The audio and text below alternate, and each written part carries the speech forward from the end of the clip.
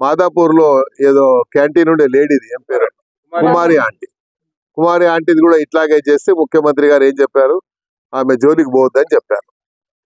So అలాగే ఇక్కడ కూడా ఎవరి దగ్గరికి జోలికి పోవద్దని మేము చెప్తున్నాం. ఎందుకంటే వాళ్ళు రోజు రోజు వ్యాపారం చేసుకునే వాళ్ళు. ఒకవేళ అలా పాలసీ కింద తీసుకుంటే సిటీ మొత్తంలో అయితే మీరు ముందు ఓల్డ్ సిటీ నుంచి మొదలు పెట్టండి. ఓల్డ్ సిటీలో ఎక్కడెక్కడ ఉన్నాయి అలా మీరు చేయండి. మీకేమి ఇబ్బందులు కలగకుంటే మా దగ్గర కూడా ఇబ్బంది లేకుండా నేనే చెప్తా వాళ్ళకి. కాబట్టి ఇది చేయొద్దని నేను చెప్తున్నాను. ఎందుకంటే దీనివల్ల ప్రభుత్వానికి చెడ్డ పేరు వస్తుంది. ప్రభుత్వం మనకు మంచి పేరు వస్తే 4 కాలాల పాటు మనం కూడా మంచిగా ఉంటాం అనేది నా అభిప్రాయం.